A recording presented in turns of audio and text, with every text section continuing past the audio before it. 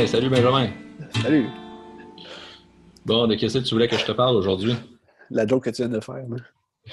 La joke que je viens de faire, j'ai pas fait de joke. Et là, tu me parles de Sergio Leone. Il était une fois dans l'Ouest. Il était une fois dans l'Ouest. Ouais.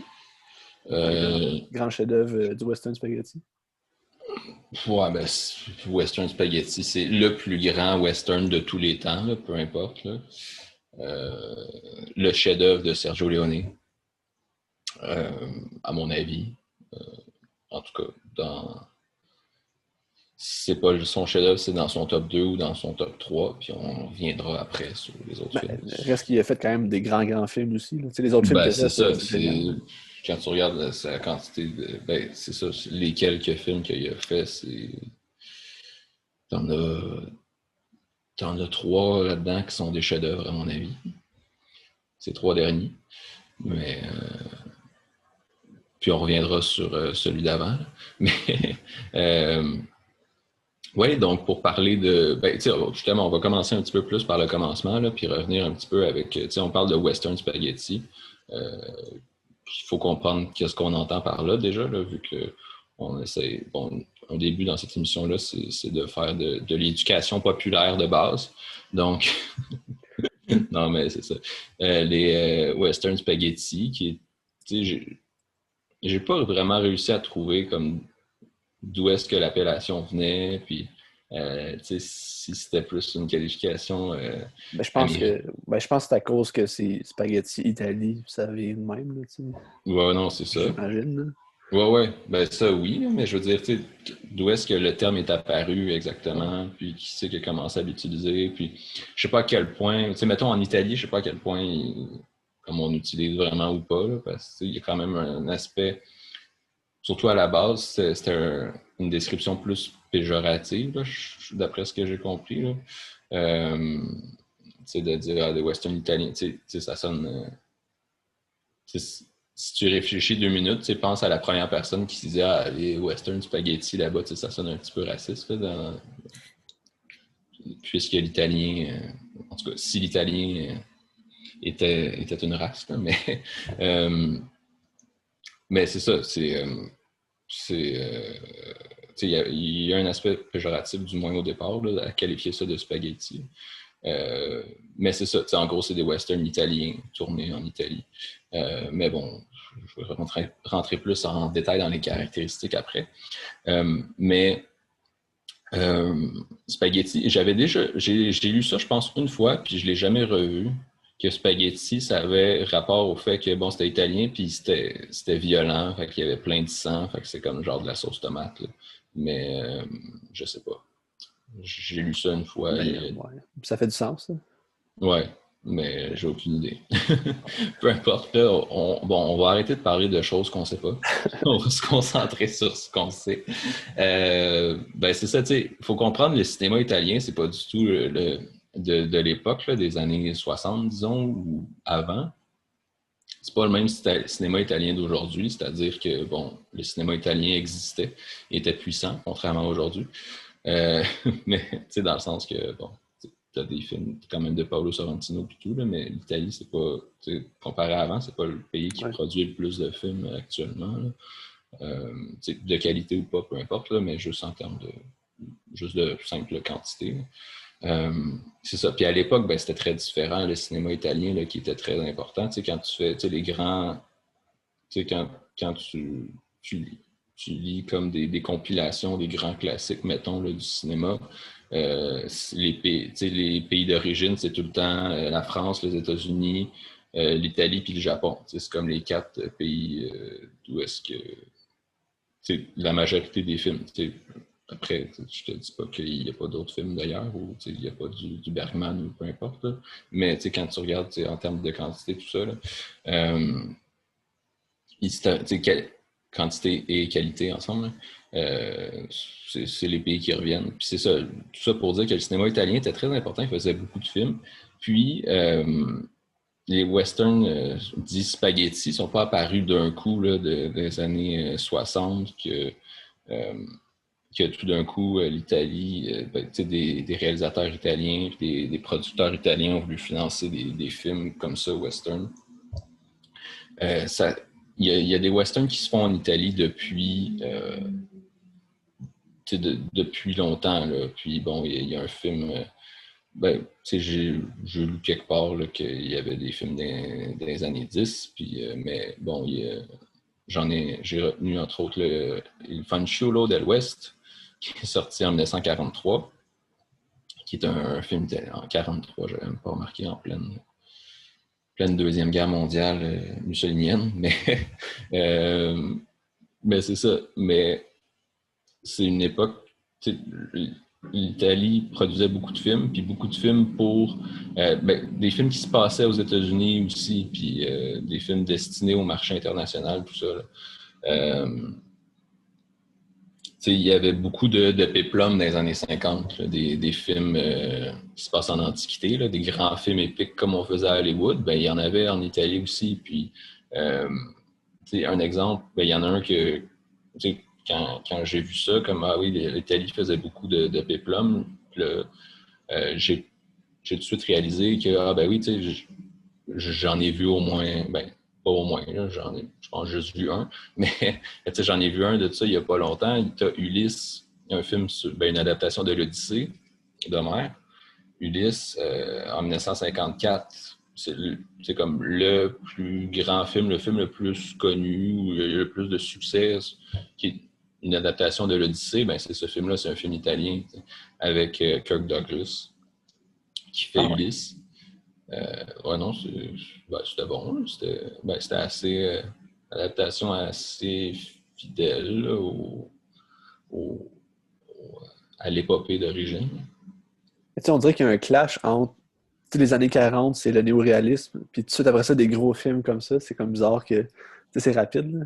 Ben, il y a souvent des Ouais, circonstances économiques aussi là-dedans, puis c'est toute la guerre qui rentre en compte, là, mais ouais. Mais c'est ça. Mais t'as aussi. Mais tu sais, j'imagine que tu avais aussi différents films qui cohabitaient là, quand même, là, à l'époque. Là. sûrement. Même si, bon, je suis pas un expert de la filmographie italienne entière de l'époque, mais non, c'est ça. Je voulais citer aussi un film avant la grosse popularité, mais c'est comme un an avant, là, des Western Spaghetti. Tu as La Griffe du Coyote. Euh, je cite parce qu'il est au complet sur YouTube gratuit, comme juste quelqu'un qui a posté ça, puis il n'y a personne qui a réclamé de droit d'auteur, puis tu peux le regarder. Mais un film de Mario Caiano de 1963, qui est, je l'étudie, La Griffe du Coyote, là, qui est Señor del Coyote, qui est une sorte, comme ça semble inspiré ou dérivé de Zorro, je sais pas trop, là.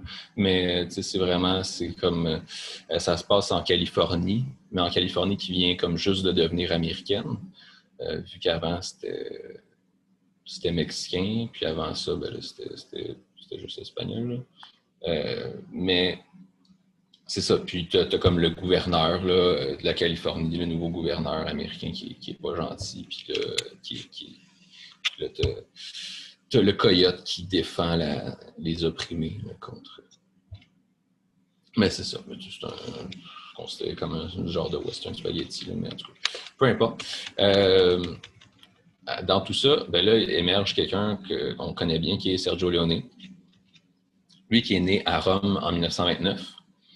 Dans les années 50, il a été assistant réalisateur là, sur plusieurs films. Puis, bon, son premier film, ou en tout cas, il a juste co-réalisé, c'est un film de Mario Bonnard, principalement, en 1959.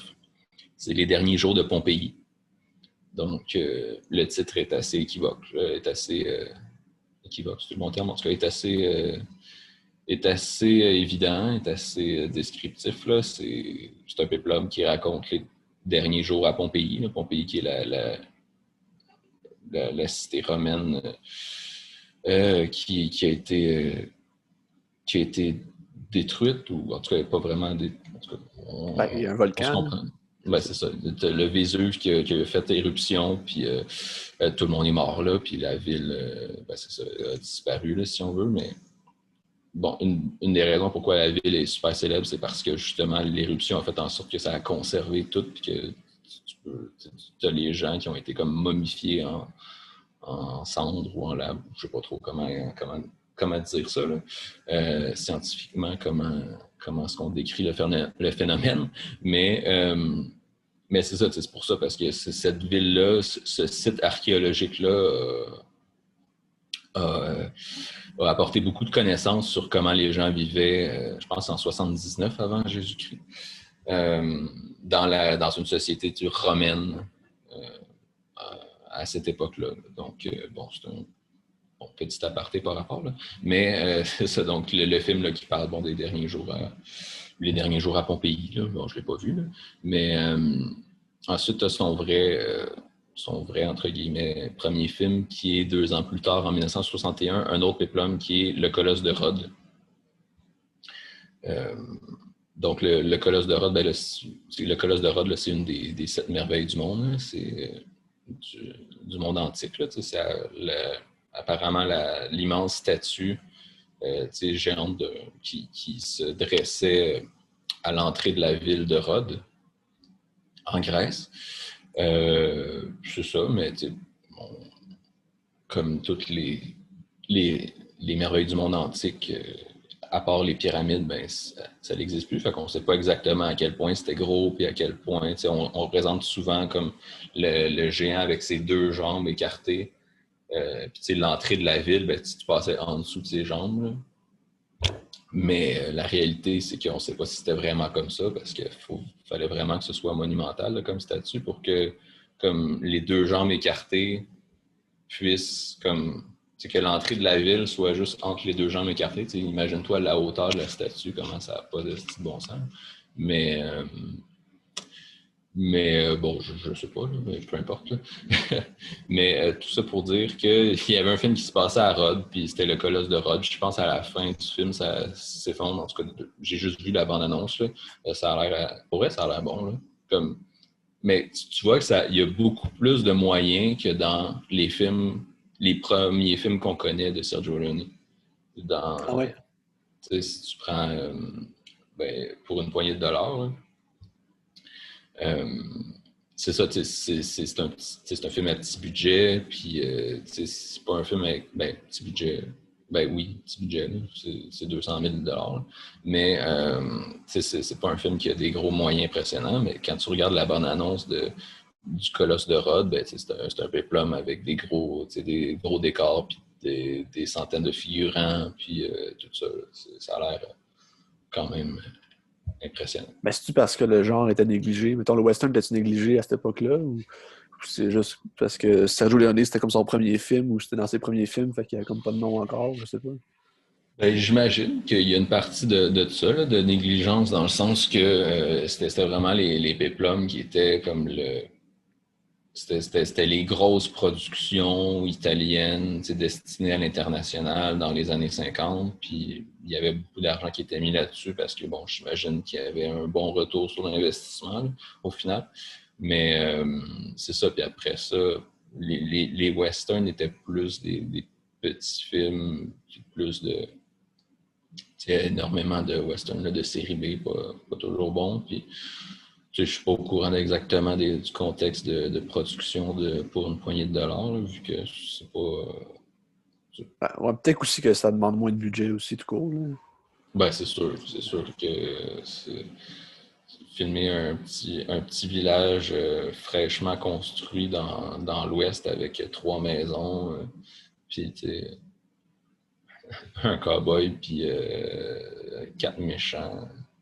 Je caricature, là, mais c'est plus simple que de faire un film qui se passe à Rhodes, qui reconstitue le colosse, puis que c'est un grand film de déchéance antique. Là, c'est sûr, ça ne nécessite pas les mêmes moyens. Tout ça pour dire qu'en 1964, Sergio Leone décide de faire, bon, comme je l'ai dit, je ne suis pas au courant des démarches et de comment ça s'est fait, mais disons qu'il en arrive à réaliser pour une poignée de dollars. Donc, je n'ai pas écrit le titre italien original. Mais Je pense que je l'ai, je peux te le donner si tu veux. Si tu veux, ça va enrichir Okay, je vais aller chercher. Ça va intellectualiser la discussion.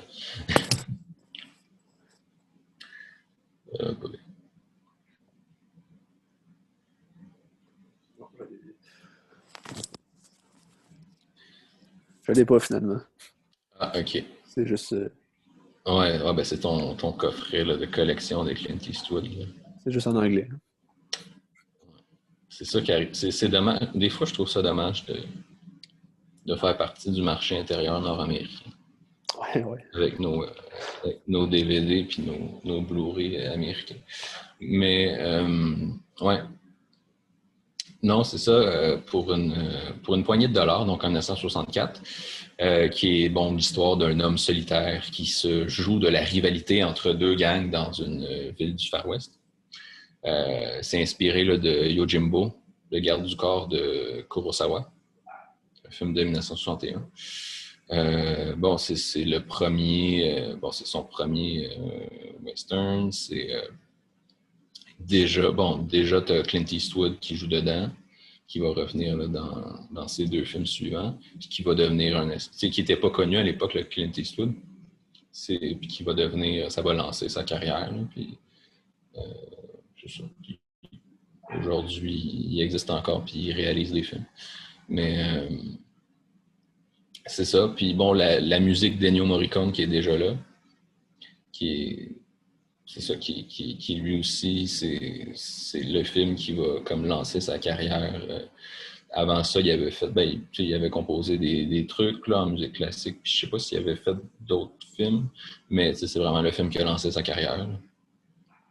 Euh, Puis, c'est un film qui est au final qui est un immense succès, malgré qui, non, malgré rien, là, qui est un immense succès, puis qui va vraiment lancer la grande mode des western spaghetti, dans le sens que, comme je t'ai dit, il y avait déjà des westerns faits en Italie, mais là, il va en avoir encore plus, puis c'est là que ça va être remarqué aussi. C'est à peu près à cette époque-là, j'imagine que le terme de western spaghetti va apparaître. Là. Puis que le film va avoir un succès international, puis il va y avoir énormément de films qui sont évidemment pas tous de la même qualité. Puis c'est ça, en gros. Si on parle un petit peu de tous ces films qui sortent, puis tout ça, faut se remettre dans le contexte. En 1964, la grande ère western à Hollywood s'est terminée. Là. Les films de John Ford, puis les grandes épopées de Genre les l'Ouest. années 40 quasiment, là, ça. Ouais. C'est sûr. John Ford, il a fait genre 60 films, là, mais mettons,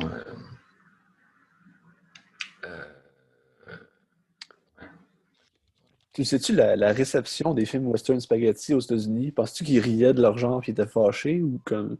Ben, j'imagine que non, là.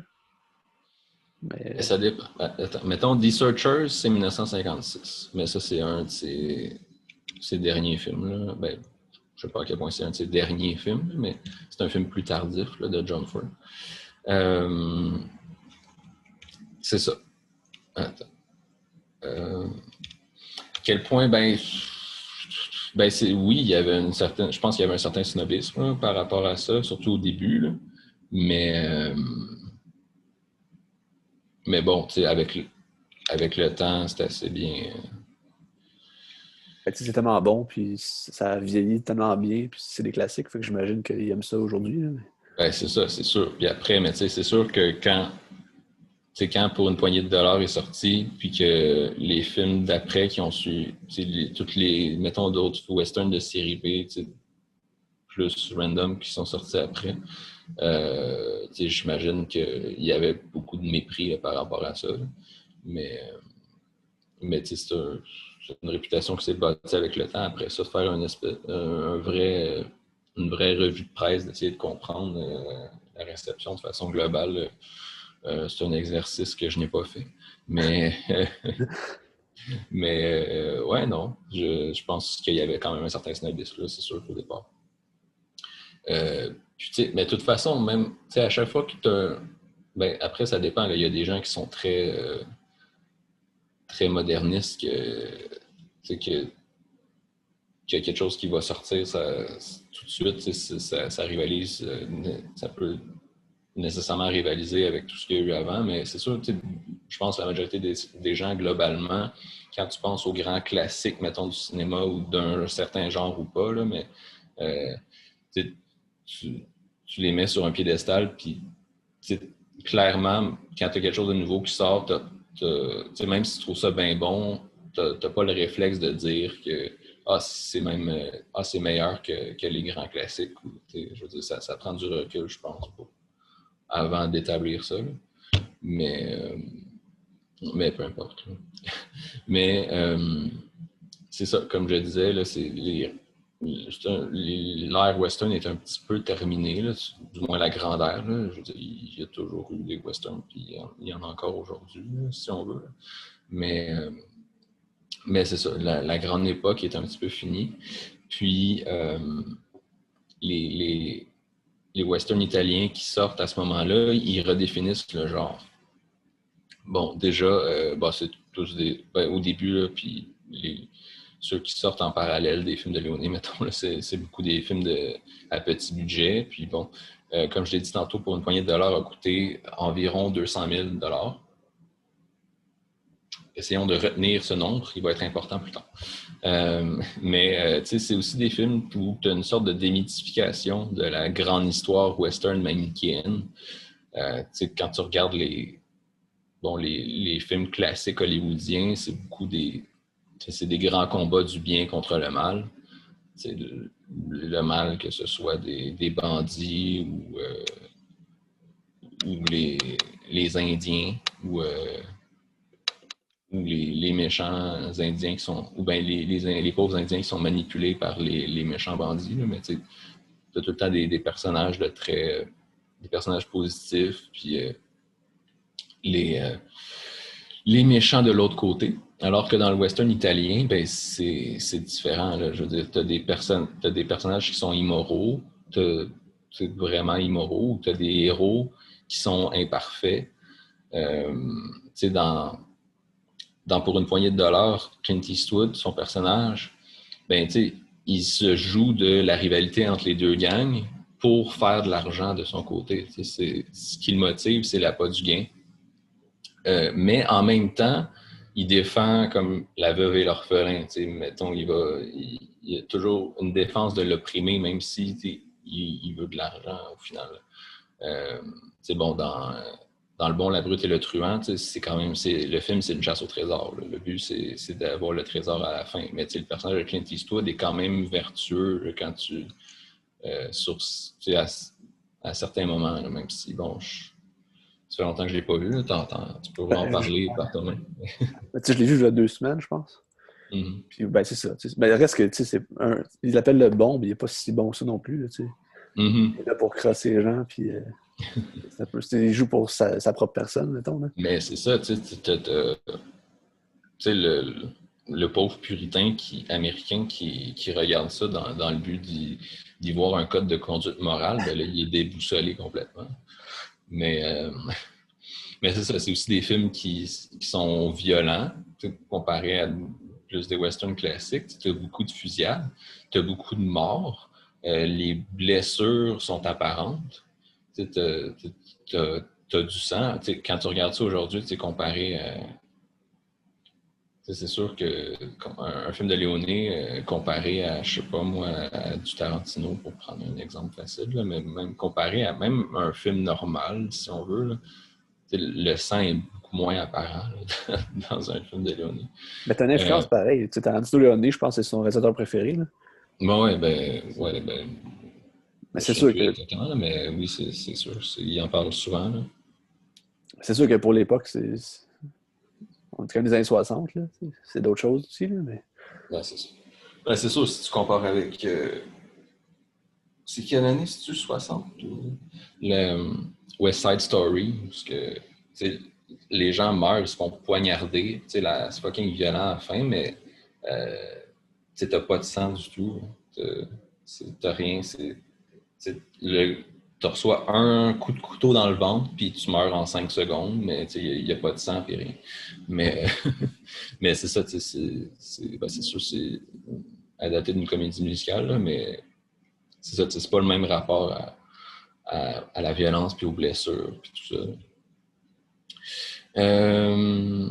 sinon, je peux... Puis bon, justement, en parlant... Tu parlais de Tarantino, là, je me souviens, à Cannes, il y a une couple d'années, Tarantino était là pour présenter une version restaurée de Pour une poignée de dollars. Puis, il... C'est ça, ben, je le cite juste parce qu'il a dit ça, mais ça vaut ce que ça vaut, là, mais que pour lui, c'est comme le premier film d'action moderne là, tel qu'il le connaît. Bon, il n'a pas vraiment justifié là, son propos, là, mais j'imagine que c'était parce que c'est un film où tu as. Justement, tu as beaucoup de scènes qui sont des scènes purement d'action ou qui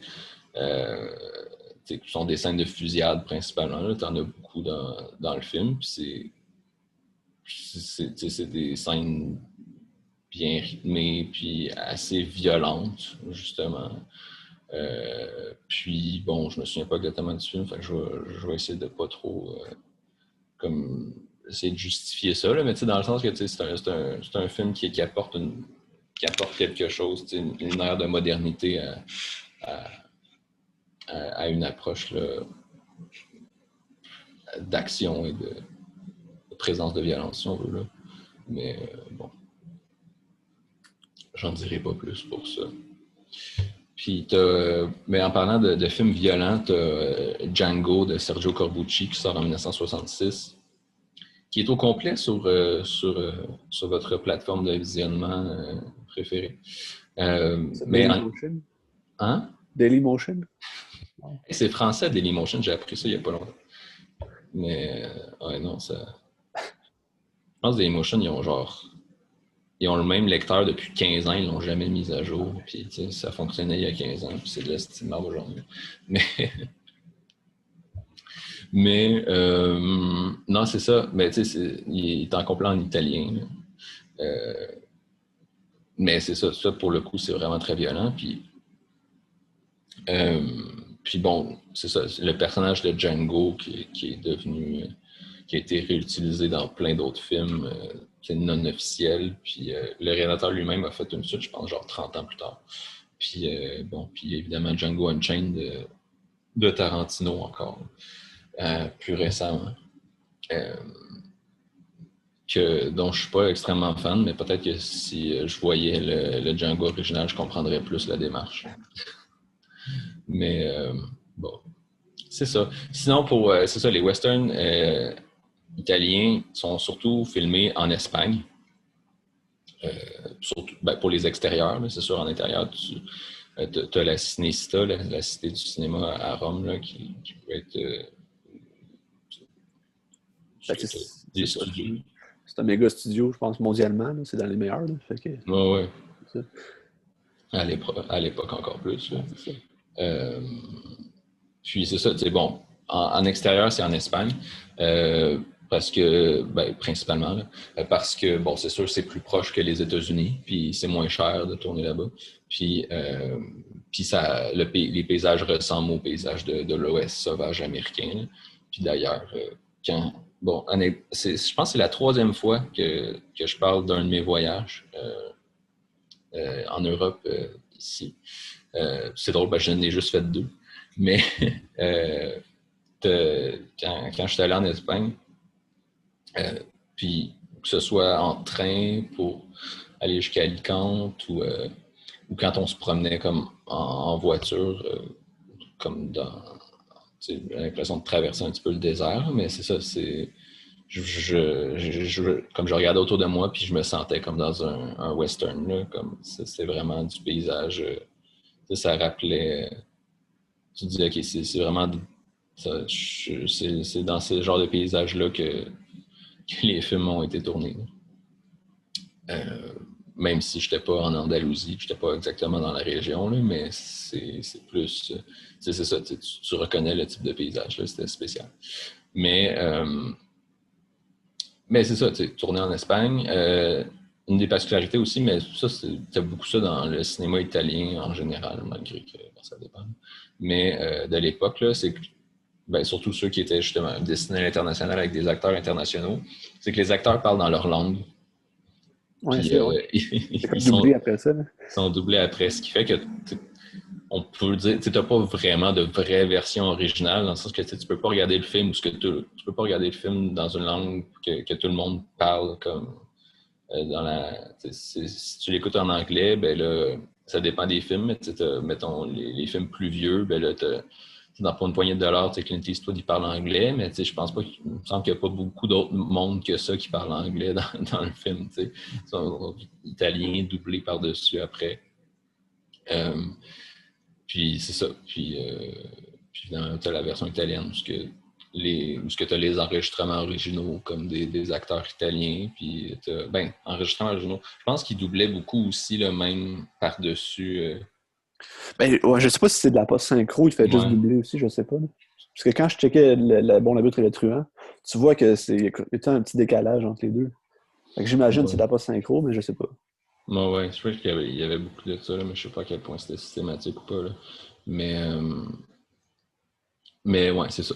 Euh, pour. D'ailleurs, Claudia Cardinal. Puis t'as des trucs, mettons Claudia Cardinal dans L'été d'une fois dans l'Ouest. L'été d'une fois dans l'Ouest, c'est déjà, il y a beaucoup moins d'acteurs italiens, puis je pense qu'il y a plus de capitaux d'argent américain qui est dans le film. Là. Mais Claudia Cardinal, d'après ce que j'ai compris, d'après ce que j'ai compris de ce que j'ai vu, parce que euh, c'est qu'elle parlait anglais, mais qu'ils l'ont doublé par-dessus parce qu'elle avait un gros accent, ou je sais pas trop, là, mais euh, ils ont tourné le film, puis elle parlait anglais sur le tournage, mais c'est pas elle que t'entends, là, parce que quand t'écoutes le film, elle parle comme une américaine, puis Claudia Cardinal, pour vérifier, je suis allé voir une entrevue d'elle en anglais, puis je veux dire, elle parle pas pantoute de même là, en anglais, là, elle a un gros accent et tout. Là. Euh, mais c'est ça, mais elle a pas été doublée, elle a pas tourné en italien, elle a vraiment tourné en anglais. Je dis ça parce que les lèvres, ils fitent vraiment, là, à moins que mes yeux soient attardés. Là. Mais c'est ça. Mais peu importe ça, peut-être des acteurs italiens qui sont. Tu vois vraiment que les lèvres ne fitent pas pantoute là avec ce qui est dit par-dessus. Fait que c'est ça pour les caractéristiques du western italien. Puis c'était la même chose pour les peplums, en fait, là, avant. C'est pour ça que c'est vraiment un petit peu dans une certaine continuité. Là. Bon, après, pour une poignée de dollars qui a été un gros succès, ben là, il y a et pour quelques dollars de plus, ou en tout cas, la suite, là, la suite. T'as pas. C'est ça. For a few dollars more. Ouais. Euh, c'est ça qui est. C'est ça, encore avec Clint Eastwood, puis bon, ça se passe après. Il n'y a pas vraiment de lien avec l'autre d'avant, il me semble. Mais c'est pas le même personnage, hein? Ça se peut-tu? C'est juste comme une histoire, puis Clint Eastwood il est là, mais c'est pas la même personne. Non, je sais pas. Déjà, ça fait longtemps que je les ai pas vus, là, mais. euh, Ah, ben, théoriquement, c'est The Man with No Name, là, tu sais, mais. ouais, mais c'est ça, c'est l'homme sans nom. Il me semble qu'il y a un. Ouais, c'est ça. Mais. Puis après ça, le bon, la brute et le truand, qui est comme le troisième, qui est comme. Tu sais, je pense que c'est un petit peu des suites spirituelles sans être vraiment des suites, parce que le bon, la brute et le truand, c'est comme. C'est comme le préquel à ça, parce qu'à la fin, il trouve son poncho, puis qui porte dans les deux autres films. Là, fait. Mais est-ce que c'est vraiment comme des films qui se suivent ou pas? Je sais pas, il faudrait que je revoie pas. Ben, je pense que les Je pense trois. pas, de toute Parce que façon. l'autre aussi, il dit The Man with No Name. Fait que j'imagine que c'est comme le même personnage, mais c'est un peu n'importe qui en même Ouais. temps. Exact. C'est ça. Ouais. Je pense que c'est la meilleure façon de le verbaliser. C'est comme tu viens de le faire. Mais Mais ça se peut euh, qu'il y a une. Tu sais, mettons dans les thèmes, là, tu sais, tu sais, la fin de The Good, the Bad, the Ugly, c'est qu'il va chercher l'argent, puis tout ce qu'il veut, c'est aller chercher l'argent. Tu sais. Puis les autres, mhm, le dollar, ça va être la même chose. Fait que dans le fond, c'est juste la quête vers l'or, dans le fond, mhm, ouais. j'imagine. Mhm. Mais c'est ça, pour parler du bon, la brute et le truand, là, tu viens de le voir, là, justement. Euh, ce film-là est vraiment adulé. Là, quand tu regardes les notes, je pense sur IMDb ou les notes publiques sur Allociné ou des affaires de même, il est considéré comme meilleur encore qu'il était une fois dans l'Ouest. Puis moi, je suis vraiment pas d'accord. Mais tu sais, c'est bon, pour résumer le film, là, c'est ça, une chasse au trésor, si on veut, là, mais c'est 3 personnages qui, les 3, veulent mettre la main là, sur le trésor. Euh, puis bon, ça se déroule là, pendant la guerre de sécession. Puis le film, en tout cas, après, ça fait longtemps que je ne l'ai pas vu, là, mais c'est un petit peu une suite d'épisodes, là. C'est vraiment plein de péripéties qui n'ont pas vraiment rapport entre elles, là. Tout ça jusqu'à l'aboutissement au bout de 3 heures, où ce que là, je ne sais pas si on peut parler de duel quand c'est 3 personnes qui s'affrontent, là, mais sont 3, puis pour le coup, la scène est malade, là. C'est vraiment débile, là, puis c'est l'apothéose du film. Mais ouais, c'est ça. Qu'est-ce que tu voulais dire? Ah, moi, je suis pas d'accord que c'est juste une suite d'actions, là. Moi, je trouve qu'il y a une logique, mettons, à travers tout, là. Ben, c'est Ouais. ça, je comprends un peu ton point, disant que, tu sais, l'histoire au C'est sûr, départ... c'est pas totalement déconnecté. Non, mais tu sais, l'histoire au départ, c'est Je peux quasiment pas. juste Clint Eastwood puis lui qui est laid. Puis après ça, t'as juste l'autre qui Lui arrive. qui est laid. C'est qui ça, lui? Ben, The Ah ouais, Ugly. Diagly, ouais. Ouais, ben, Mais ouais. non, je comprends quand même ton point, mais ouais. C'est comme si l'histoire du méchant, c'est comme greffé à leur histoire à eux, mais ouais. En tout cas, Ouais. c'est correct, là. Ouais. Non, mais c'est ça, tu sais, dans le sens que ça reste. Comme je t'ai dit, ça fait trop longtemps que je l'ai pas vu, là, mais t'as une suite de péripéties, puis t'as l'impression que tu les intègres à certains. T'as la guerre de sécession qui est en toile de fond, mais des fois, c'est quasiment. Des fois, c'est quasiment plus eux qui sont intégrés comme à l'épisode de la guerre. Puis au final, les 3 sont chacun de leur bord, puis ça succède, ça succède, puis à la fin, ben là, tu arrives avec la confrontation. Là. Mais, euh, mais c'est ça, pour moi, ça me fait penser à un roman de Chrétien de Troyes, des romans médiévaux que c'est ça que c'est des épisodes qui se succèdent, puis il va d'une place à l'autre, puis tu as la quête qui est là en filigrane, puis tu as un aboutissement qui est là, mais au final, qu'est-ce qu'il fait? C'est quasiment comme des trucs qui détournent de son chemin. Mais en tout cas, je sais pas là. Mais, euh, mais qu'est-ce que tu as à dire sur ce film, vu que tu viens de le voir? Ben, c'est bon. Mais tu sais, quand tu disais que c'est meilleur que le Était une fois dans l'Ouest, mais c'est quand même différent, pareil, comme film. Je trouve qu'il y a comme peut-être plus d'humour. C'est peut-être plus caricatural Ouais, que l'autre, là. ouais, ouais, sûrement. Ouais. Ben, Puis je comprends. Ouais. Non, vas-y. Non, rien. Vas-y. Non, mais j'ai rien. Non, je n'avais rien à dire. Et moi non plus. Bon, mais ce podcast ne sera pas une discussion sur le bon, la brute et l'intrus. Non, mais tu sais, non, c'était bon. Je trouve que c'est peut-être. Ben, l'autre, ça fait quand même un certain temps que je l'ai vu, mais je trouve que c'est peut-être plus violent, celui-là. Ouais, peut-être. Mais tu sais, il y a plus d'action, il y a plus de trucs qui se passent aussi, là, euh, que dans Il était une fois dans l'Ouest. Euh, Puis tu sais, le rythme est moins lent, même si je trouve que le film est plus, au final, est Plus long, comme à regarder, ouais, plus je long, comprends. c'est ça. Parce que tu sais, t'as un rythme plus rapide, mais tu sais, des fois, tu sais, justement, le fait qu'on passe d'une situation à une autre, puis que tu as comme des nouveaux enjeux qui débarquent, comme le temps d'une scène, ça fait que par moment, tu es déboussolé, puis tu n'es pas nécessairement attaché à ce qui se passe. Puis, fait que c'est pour ça que là, il faut que OK, bon, c'est quoi ça encore? Puis là, c'est plus difficile de s'engager, puis ça paraît plus long que dans Il était une fois dans l'Ouest, que tu as la même histoire qui se suit du début à la fin, que même si le rythme est lent dans le sens que ça se déploie lentement, puis c'est juste lent, comme littéralement, là, dans le sens que La les façon de scènes filmer, sont, c'est ça. c'est ça, les scènes sont longues, les, les situations sont longues, c'est long avant que quelqu'un dise quelque chose, c'est long avant que quelqu'un fasse quelque chose. Puis, C'est juste la scène d'ouverture, c'est genre 15 minutes, c'est juste des gens qui attendent, mais c'est tellement bien monté, tellement mais bien c'est ça, filmé. mais c'est ça, c'est lent, mais en tout cas, je trouve pas que c'est emmerdant. Là. Non. C'est ça. Ben, je trouve que c'est une de ses forces à Léoné, c'est que le temps, il est comme. T'es comme dans un nuage, tu sais, puis le temps, tu te comprends pas trop, puis t'es juste là, puis tu flottes avec le film, au lieu d'être entraîné comme dans un enchaînement Mhm. rapide. Là, tu sais, ça, je trouve que c'est intéressant. Qui est la même chose Mhm. en Amérique aussi, c'est la même chose. Là. Quand que, tu sais, c'est comme plein de temporalités Mhm. différentes, mais c'est comme si tu flottes à travers ça, puis ça paraît pas. Tu sais, je trouve ça intéressant. Mhm. Ouais, ouais, ouais. Non, exact, là. Puis, ouais, j'ai pas grand-chose à ajouter par rapport à ça. À part commencer à parler de Il était une fois dans l'Ouest, sorti en 1968. Donc, c'est quoi? C'est 2 ans ou 1 an après, après Le Bon, la Brute et le Truand? 66. C'est 67 ou 66? 66. Ça marche-tu?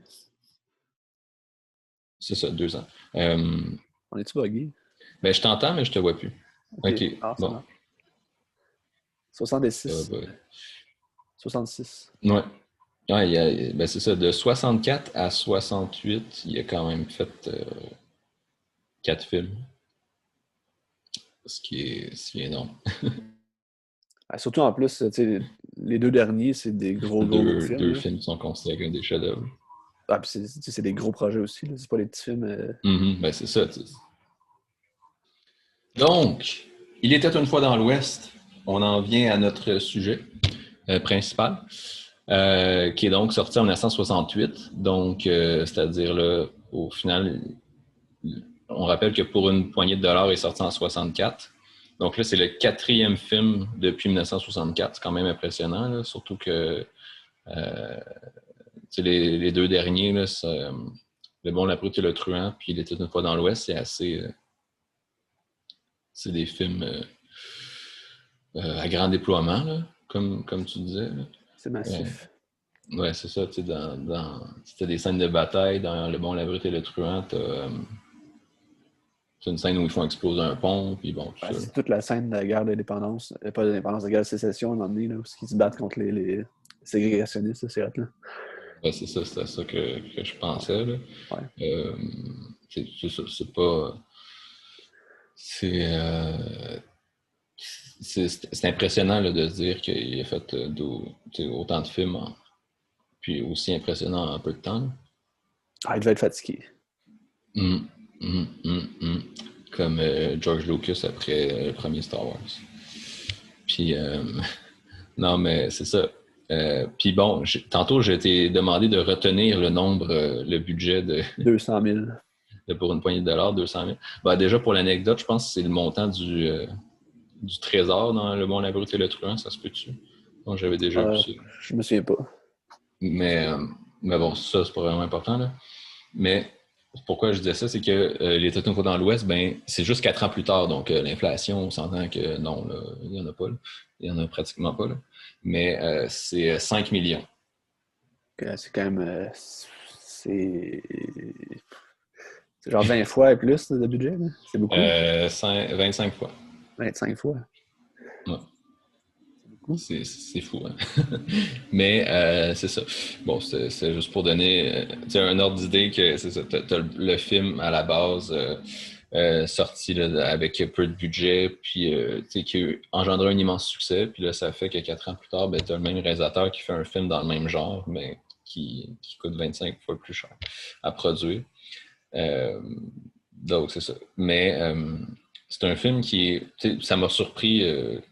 Je le savais pas, là, en voyant le générique d'ouverture, que scénario Sergio Leone et Bertolucci, qui est bon, le réalisateur du dernier Tango à Paris, puis avec Marlon Brando, puis Le du dernier empereur. Le Dernier Empereur, qui est vraiment excellent, là, je vous le conseille. Film sur le dernier empereur de Chine, Puyi, qui est devenu après l'empereur du Manchukuo, sous l'égide du Japon. Puis bon, tu suis un petit peu sa vie, c'est fascinant. Il y a le Mais, conformiste aussi de Bertolucci. Ça a l'air bon, ça. hum, Ça, ouais, ok. ben, je connais Ouais, pas là, mais ça a l'air bon. Mm. C'est ça, c'est ça, l'été de fois dans l'Ouest. Donc, c'est tourné beaucoup à la Cinecittà à Rome là, pour les intérieurs, puis même certaines reconstitutions en studio je pense la fameuse scène du flashback, là, c'est fait en studio. Là. La majorité des scènes en extérieur sont vraiment tournées en extérieur, là, on s'entend, mais pas celle-là. Là. Donc, c'est ça. Donc, beaucoup de tournage là, à Rome. En Espagne aussi. Mais tu as aussi beaucoup d'extérieur aux États-Unis aussi. Principalement en Espagne, là, quand même. Mais ils ont filmé dans la Monument Valley là, avec je ne sais même pas comment ça s'appelle, là, les grosses collines ou les grosses. C'est comme les espèces de montagnes. Là. Tu sais de quoi je parle quand je parle de la Monument Valley? Non. C'est aux États-Unis, là, la vallée dans le désert avec des immenses. Ouais, je vois les images, là, genre les buttes, là. Oui, c'est ça, Ouais. des buts, c'est peut-être un terme plus approprié, là, mais c'est ça. Euh, donc, c'est ça, ça a été tourné en partie là-bas, en partie en Utah aussi, je pense, là, mais c'est ça, beaucoup en Espagne. C'est un film qui parle de la conquête de l'Ouest, comme vraiment c'est son sujet. Ça parle du monde qui change. Ça parle du fameux, quand on parle du Far West, un monde sauvage avec des hommes sans foi ni loi qui sont là-bas, avec des bandits qui font régner, qui font, c'est sûr que c'est eux qui font la loi, là, l'espèce de fameux mythe là, du Far West. C'est ça, ce monde-là qui laisse sa place à quelque chose de plus ordonné, puis marqué matériellement par le chemin de fer qui arrive. Puis c'est ça, toute l'idée de la civilisation qui arrive, puis le progrès, c'est très. C'est du vocabulaire qui fait vraiment partie là, du mythe typique là, de la conquête de l'Ouest. C'est les terres sauvages là, qui ne le sont plus. Au final, c'est ça. C'est vraiment le film parle du mythe de l'Ouest dans son essence même. C'est vraiment, c'est comme le sujet du film. C'est tout c'est ce qui motive tout le film. Je sais que là, on en parlait hier, puis finalement, je pense qu'on n'aura pas une grosse discussion là-dessus, là, mais je sais que Sergio Leone parlait de ce film-là comme d'un ballet des morts. C'est quoi le ballet des morts? Écoute. Le ballet, genre la danse, là? Ouais, mais tu sais, comme dans le sens que les personnages. Tu sais, tous les personnages, c'est comme des. Tu sais, t'as les personnages qui sont très marqués, puis que c'est un petit peu. Tu sais, c'est tous des. Tu sais, les morts, parce qu'ils sont comme. C'est des personnages qui sont voués à disparaître.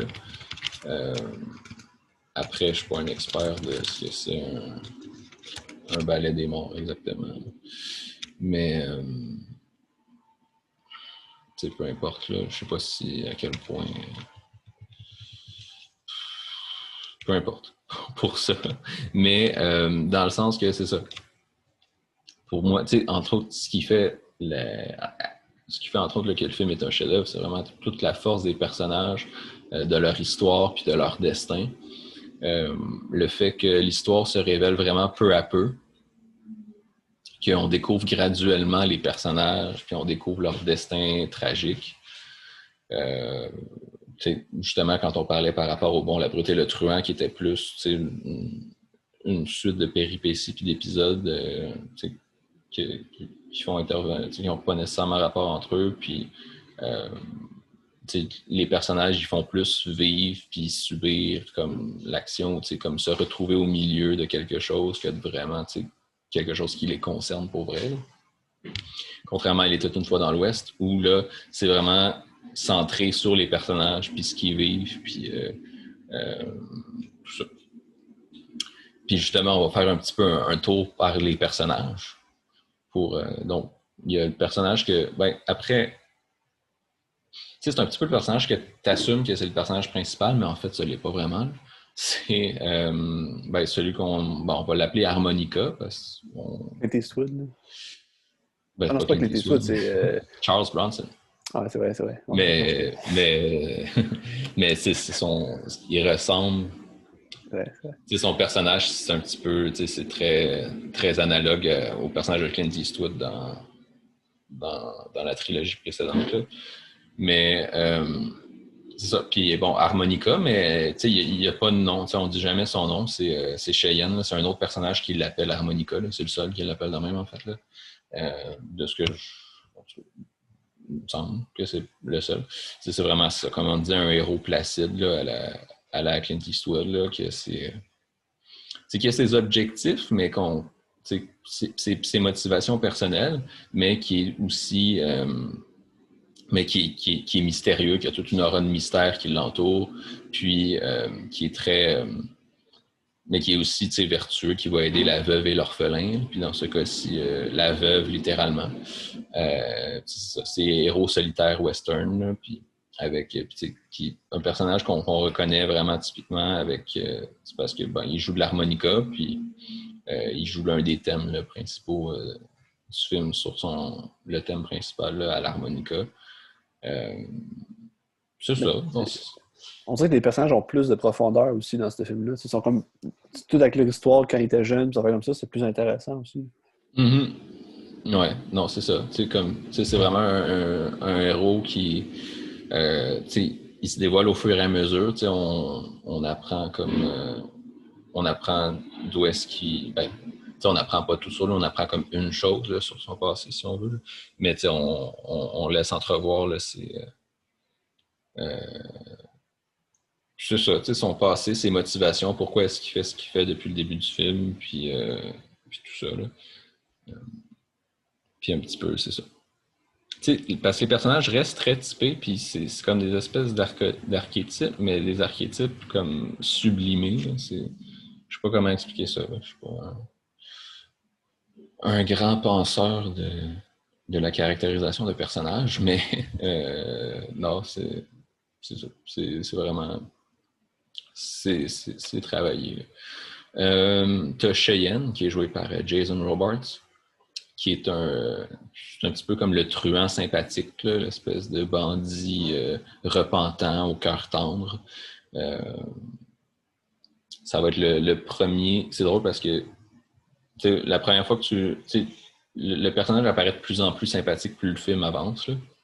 La première fois que tu le voyais plus menaçant, puis à la fin, c'est ça, t'es triste.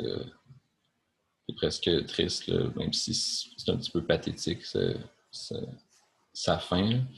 Mais c'est ça, c'est ça, justement. Là, tu le trouves un petit peu personnage qui est de plus en plus sympathique. Là.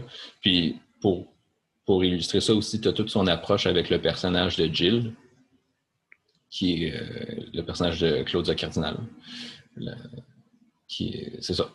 Que la première fois qu'ils se rencontrent, tu as l'impression qu'il va la violer, puis que il y a une attitude un petit peu menaçante. Puis finalement, de tous les personnages, c'est celui qui va le moins genre avoir de rapprochement avec elle, là, puis qui va être le moins menaçant, si on veut. Là, puis...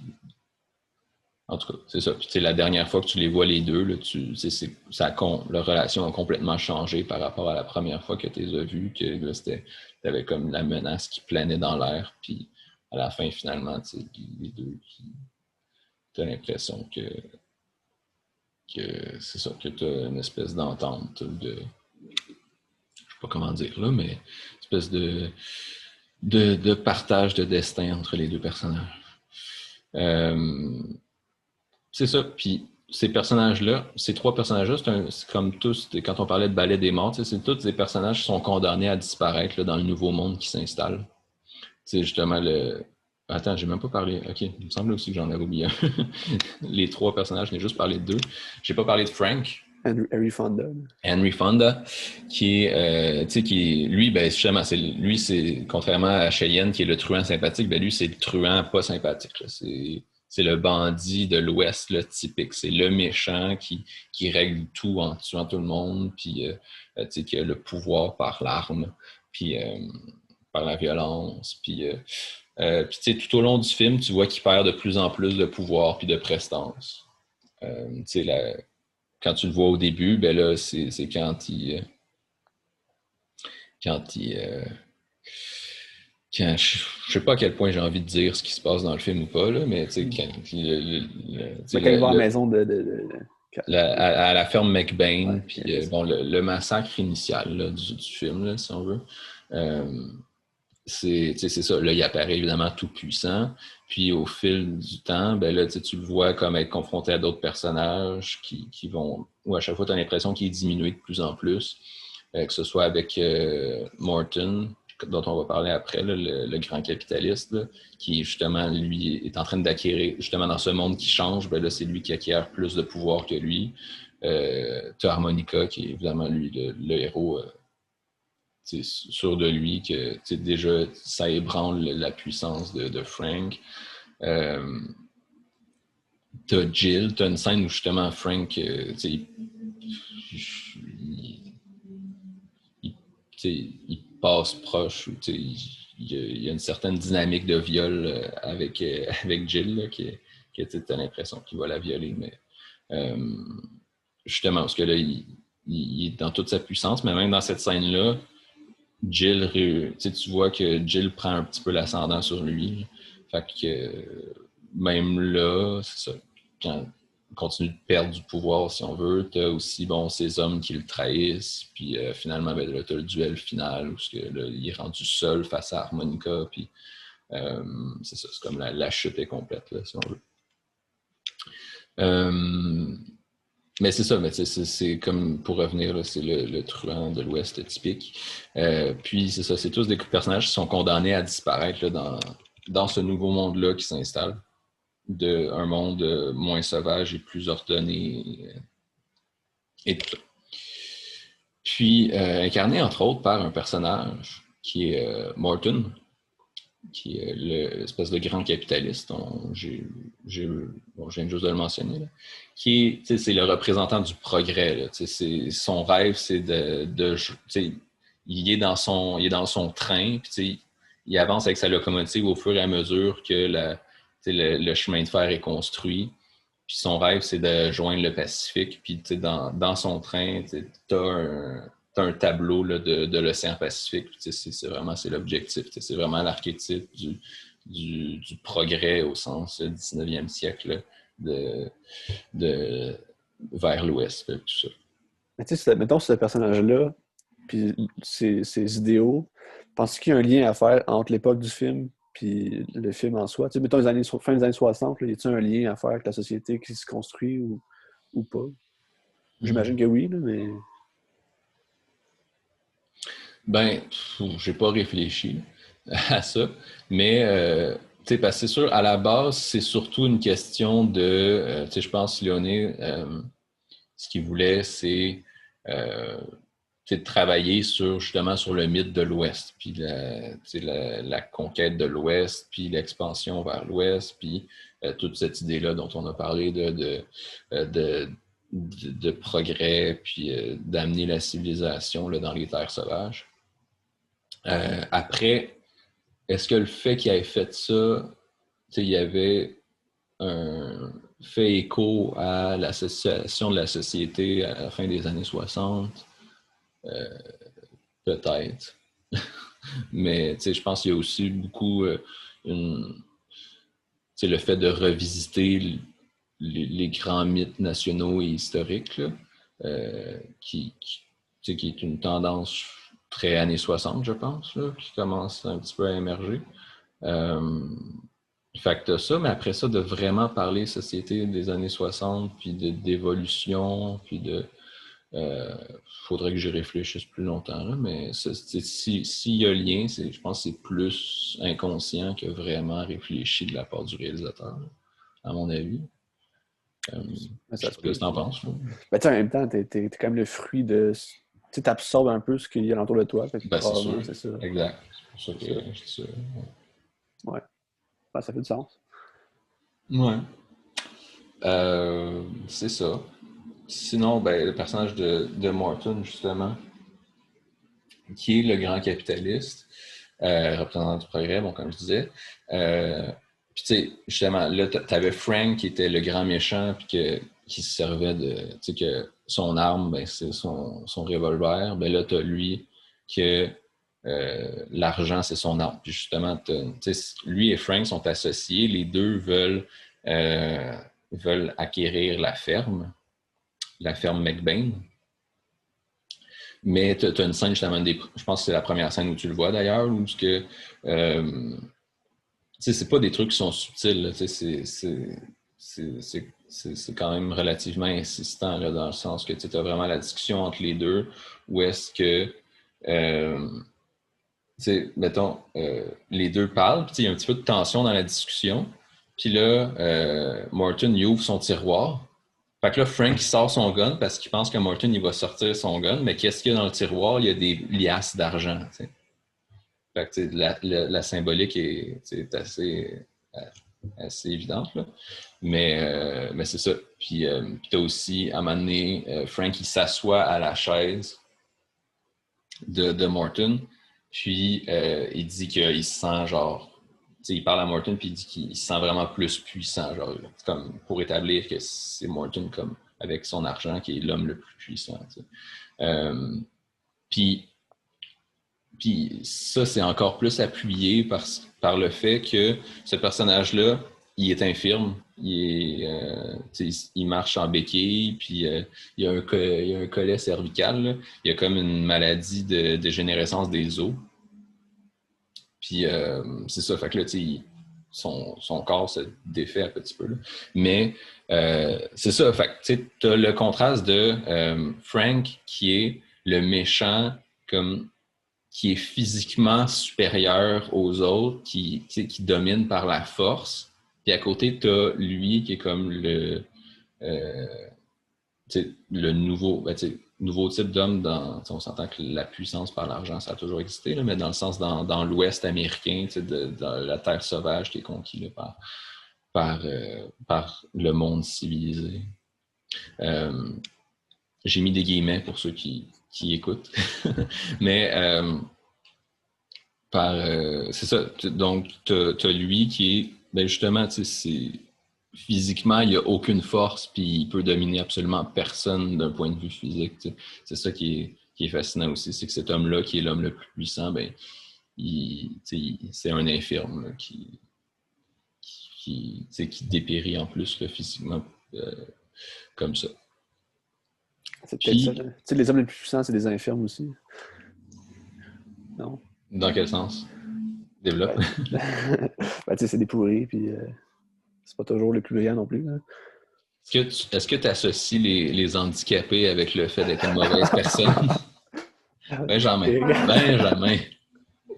OK. On passe à autre chose. On change dessus. Non, mais c'est ça. Mais c'est drôle parce que bon, c'est pas un spoil, là, tout le monde meurt ou quasiment là, dans le film, là, mais il meurt à la fin. Là. Puis, tu sais, t'as un petit peu une impression de, puis, ben, c'est pas Frank qui le tue, c'est les hommes de Cheyenne, mais Frank le laisse mourir, genre. Puis il l'achève pas parce que ça sert à rien, parce qu'il va mourir anyway. Puis t'as comme là, c'est une scène où justement là, Frank a vraiment comme le pouvoir sur lui. Là. Mais bon, je sais pas si on peut dire que ben, au final le total contrôle capitaliste n'était pas nécessairement arrivé là, à ce moment-là. Mais c'est ça, mais je me souviens plus c'est quel personnage qui le dit, mais t'as quelqu'un qui dit que mais même après Morton, il va en avoir d'autres. Fait que le personnage de Morton meurt, mais c'est pas le dernier. Puis là, je me suis amusé, j'ai noté dans mes notes c'est pas le dernier, on peut penser. Juste vu qu'on est dans la question des mythes, puis on parle du cinéma plus qu'une vraie réalité. Je pense à Daniel Plainview, qui est le personnage principal de There Will Be Blood, qui est un successeur de Morton, là, si on veut, là, un grand capitaliste puissant. Mais bon, c'était juste pour faire une référence cinématographique. Là, mais c'est ça. Puis là, dernier personnage, ben là, c'est le personnage de Jill, qui est au final un petit peu le vrai personnage principal, là, si on veut, là, qui est joué par Claudia Cardinal. Qui est, à mon avis, le meilleur personnage du film, qui est vraiment au cœur de l'intrigue. Là. C'est toutes les toute l'histoire, au final, tourne autour d'elle. Puis quand on parle de personnages qui se dévoilent peu à peu, ben là, c'est vraiment l'archétype. Non seulement son personnage se dévoile peu à peu, on en apprend de plus en plus sur elle, mais on en apprend du même coup de plus en plus sur l'histoire au complet. Puis j'ai écrit aussi dans mes notes là, que c'est la plus belle femme qui a jamais existé. Là. Mais... J'avais vu ça. Mais non, mais elle est vraiment belle. Là. Elle est magnifique. Là. Mais bon, petit aparté, là, peu importe. Mais c'est un personnage qui se dévoile peu à peu. D'abord, on en entend parler. Donc, au début, quand tu es chez les McBain, là, son mari, qui demande à son fils d'aller la chercher à la gare. Parce que, bon, elle arrive, là, elle va arriver là, dans la famille. Là. C'est comme sa nouvelle femme. Puis, en tout cas, lui, il est parti avant. Puis, en tout cas, elle vient le rejoindre. Puis, tu vois, puis il envoie son fils la chercher. Puis là, son fils, il demande mais comment je la reconnais? Fait que là, il sort la lettre qu'elle lui a écrite pour lui dire qu'elle s'en venait. Là. Puis là, tu vois son visage, il s'illumine quand il lit la lettre. Puis là, quand il relit la lettre, puis là, elle dit bon, ok, je vais porter une robe noire, puis le même chapeau de paille que quand on s'est rencontrés. Puis là, il sourit parce qu'il se souvient de quand ils se sont rencontrés. Mais c'est ça. Fait que là, après, ça, c'est juste la première fois qu'on l'évoque. Après ça, on la voit à la gare quand elle arrive. Mais là, elle est perdue parce qu'il n'y a personne qui vient la rejoindre. Elle est toute seule. Fait que là, puis après ça, on la suit pendant qu'elle s'en va jusqu'à la ferme. Parce qu'on on est avec elle pour la suivre de désillusion en désillusion. Puis comme la désillusion ultime, ben, nous, on la connaît. Puis elle, non. Là. Fait que c'est comme, ça crée de l'attente. Quand on parle de lenteur, ça dure combien de temps? Là? C'est genre 15 minutes ou plus. Entre le moment où tu la vois à la gare et le moment où elle arrive chez elle. Mais c'est ça, justement, quand elle va de désillusion en désillusion, premièrement, elle embarque là, dans une charrette là, conduite par un cocher. Là. J'ai clairement pas les bons termes. Mais puis, tu sais, elle dit je m'en vais à Sweetwater. Puis là, le gars, il est comme Sweetwater, qu'est-ce que c'est ça? Puis elle fait c'est la ferme des McBain. Puis là, le monsieur, il rit voyons donc qu'il y a. Genre, c'est bien McBain, ça, d'appeler son trou perdu Sweetwater. Fait que là, déjà, t'es comme. Tu sais, elle s'imagine qu'elle s'en va à Sweetwater, genre, rejoindre son riche et prospère mari. Puis là, t'as le cocher qui rit dans sa face de même. Ça commence mal. Première désillusion. Puis là, c'est ça. Puis là, c'est fucking loin. Il faut qu'elle traverse le désert. Puis, fait que là, désillusion de j'habite dans un trou perdu maintenant, au milieu de nulle part. Puis finalement, elle arrive là-bas. Puis là, ben, toute sa famille s'est fait assassiner. Tout le monde est mort. Fait que là, c'est comme la désillusion ultime. Comme tout son rêve s'écroule. Puis là, après ça, comme désespoir, elle rentre chez elle. Puis elle fouille parce que elle cherche si son mari a laissé comme une fortune à quelque part, puis il n'y a rien. Fait que c'est comme une dernière désillusion. Ben, c'est plus la crème. La crème. La cerise sur le sundae. La cerise sur le sundae, c'est ça. C'est ça. Puis après ça, on continue d'en apprendre après ça, on va en apprendre plus sur elle au fur et à mesure. Ben justement, quand on la voit à la gare, on apprend qu'elle arrive de l'Est. Puis donc, de l'Est égale d'un monde plus civilisé. Parce que, bon, tu es habillé de façon raffinée et tout ça. Mais, premier indice déjà, elle regarde l'horloge, il est genre 8h40, puis elle regarde sa montre, puis il est genre 10h40. Fait que, vu que c'est 2 heures, comme tu devines qu'elle arrive comme de 2 heures plus tôt, là, à l'Est. Tu comprends ce que je veux dire? Ouais. Le décalage horaire. Là. Exact. Puis c'est ça. C'est ça. Puis on apprend, c'est ça, de plus en plus là, sur comment qu'elle a rencontré McBain, puis leur mariage. Puis on apprend aussi éventuellement ce qu'elle faisait. Elle vient de la Nouvelle-Orléans. Puis on apprend ce qu'elle faisait à la Nouvelle-Orléans.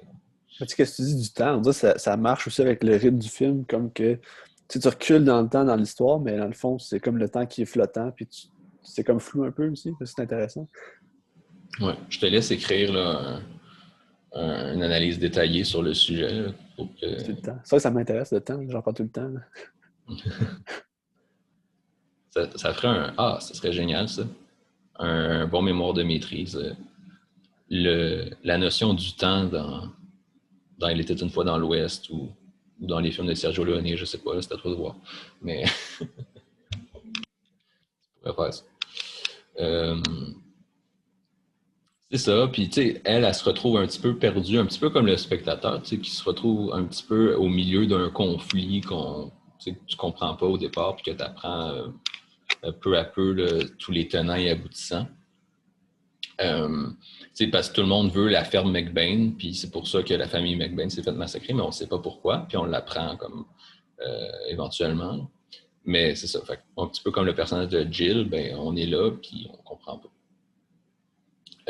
Puis bon, c'est un des personnages qui survit à la fin, là, c'est un petit peu, qui va prospérer puis s'épanouir là, dans ce monde. Parce qu'on a parlé là, avec le personnage de Morton, on a parlé d'un petit peu des aspects plus négatifs, peut-être, là, ou en tout cas, dépendamment là, du monde, du nouveau monde qui arrive. Puis Jill, c'est un petit peu l'aspect plus positif, là, plus pacifique et fondé sur l'amour et l'entraide et le fait de vivre en communauté, là, au final. C'est ça, en gros. On parle beaucoup de conquête de l'Ouest et le film ne parle pas du tout là, de tout ce qui touche autochtones, terres. C'est plus. Le film n'en parle pas. Là. C'est plus le C'est plus monde. construire un nouveau monde. C'est ça. Oui, c'est ça. C'est construire un nouveau monde, puis on ne parle pas là, de ça du tout. Là. Ça parle pas. C'est plus aussi. Le progrès vis-à-vis de le monde de l'Ouest, des bandits qui font la foi, qui font la loi. Là, puis c'est sûr que ça parle pas juste pour préciser, là, ça m'aborde pas du tout cet aspect-là. Si jamais il y en avait parmi nos très nombreux auditeurs qui se disaient ben là, le film vante la civilisation face aux Autochtones, mais ils n'en parlent même pas. Bon. Sinon. Mais tu sais, par rapport à ça aussi, là, pourquoi que les Italiens sont intéressés tant que ça aux États-Unis et à la construction du monde américain? Ça me fascine quand même. Tu n'as peut-être pas la réponse, là, mais... C'est vrai que c'est particulier. Parce que Sergio Leone, il est né à Rome puis il est mort à Rome. Là. Je veux dire, c'est pas un Italo-Américain là, du tout. C'est un Italien, hein, du coup. Mais non, je sais pas. Ben, tu sais, c'est sûr. Ben, c'est sûr, c'est un grand mythe fondateur. La conquête de l'Ouest, c'est un grand mythe fondateur captivant, là, qui a le potentiel d'intéresser. Mais après, tu as tout le temps du monde en dehors des États-Unis qui sont captivés par les États-Unis. Je sais que tu n'as pas joué, puis tu n'as pas. Je pense que tu connais pas trop Death Stranding là, de Hideo Kojima. Mais Kojima, c'est un Japonais, puis il habite au Japon, puis je sais même pas s'il parle anglais. Là. Puis, mais dans ses jeux, c'est-à-dire, il parle tout le temps des États-Unis, puis Death Stranding, c'est reconstruire c'est un monde apocalyptique, puis le film parle même pas de reconstruire le monde ou de la civilisation de l'humanité, c'est reconstruire l'Amérique. Là, puis, bon, tu sais, peut-être qu'un psychologue pourrait dire pourquoi il est obsédé comme ça par le sujet, mais tout ça pour dire que c'est quelque chose qui fascine des gens d'ailleurs, apparemment. Là. Il y a peut-être une notion marketing aussi, disant qu'on va aller chercher ce marché-là. Puis... Ben, c'est ça, c'est l'autre volet que je voulais aborder aussi, c'est que le fait que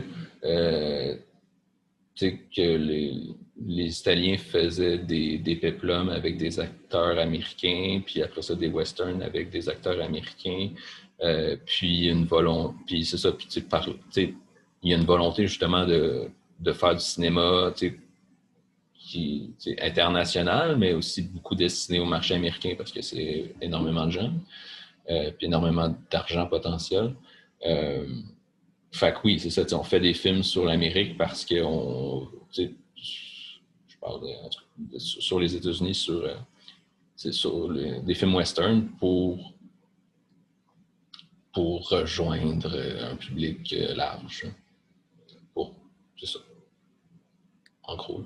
C'est un petit peu comme les gros blockbusters actuels qui essaient d'inclure la Chine le plus possible. Mais, ouais, je pense que pas mal Ça fait du sens. d'ébauche de réponse. Là. Mais, c'est ça. J'ai une section que j'ai nommée ce qui rend aussi le film extraordinaire. Parce que, bon, les personnages, tout ça, c'est beau, mais si c'était juste ça, ben, ce serait quand même bon. Mais, tu sais, c'est pas juste ça. Là, c'est Sergio Leone, c'est la musique, c'est Ennio Morricone, c'est les paysages, c'est tout ce qui est la photo, là, que ce soit les paysages ou les différents cadrages, là, le montage, c'est extraordinaire. Là. Il y a le fait que ce qui se passe à l'écran, c'est important aussi. Tu sais, quand on parlait de l'importance de l'histoire des personnages, puis que, tu sais, contrairement au Bon, la brute et le truand, euh, que ben là, on est vraiment dans des événements qui ont un impact là, direct sur les personnages, puis sur leur destin, tout ça. Fait que ça contribue, je pense, à rendre le film passionnant. Puis, C'est comme t'habites plus les personnages, t'habites plus la quête. Là. mm-hmm. J'ai noté que c'était lent. Bon, on en a parlé un petit peu tantôt, là, mais on ressent le moment présent, on sent les choses qui vont arriver. On vit la construction d'une scène, puis d'un événement, puis ça rend les événements justement marquants. T'as aussi, quand on parlait du progrès, puis de l'arrivée du progrès, tout ça, là, visuellement, puis ou sensoriellement, ça se fait vraiment sentir. Là. Tu as les décors imposants, puis la quantité énorme de figurants, là, quand tu les vois faire le chemin de fer, ou à la fin, quand ils arrivent, quand le chemin de fer arrive enfin à la ferme, puis tu as des centaines de figurants qui sont là, puis c'est justement, tu prends le plan d'ensemble là, fait à la grue comme vraiment haut, là, qui dévoile justement la quantité énorme de figurants, puis tous les décors, puis il y a une impression de grandeur mise en contraste avec justement les moments où où quand la première fois qu'elle arrive à la ferme des McBain, dans perdue au milieu du désert, puis où c'est vide, puis il n'y a personne, puis tu as vraiment, tu ressens ça là, au niveau de la mise en scène. C'est ça. Puis là, j'ai noté, j'ai noté une espèce de liste de scènes marquantes. Tu as fait mention de la scène d'ouverture à la gare, où c'est que justement, bon, tu as 3 personnages qui attendent que le train y arrive. Puis, c'est long. Puis, chacun, comme, tu filmes l'attente, puis un petit peu l'ennui, puis c'est le personnage qui a comme il y a une fuite là où il y a de l'humidité ou quelque chose qui coule là, du plafond, puis ça il coule sa tête, puis là, ça coule sur le chapeau, puis t'as la mouche, exact. Puis c'est une des meilleures séquences de l'histoire du cinéma, ça. C'est malade. Là. C'est tellement bien filmé, c'est tellement bien. Tout est parfait dans cette séquence-là. Là. Non, c'est génial, là. C'est débile. T'as ça, t'as toute la famille McBain et son dernier repas. Ils n'ont pas commencé à manger. Là.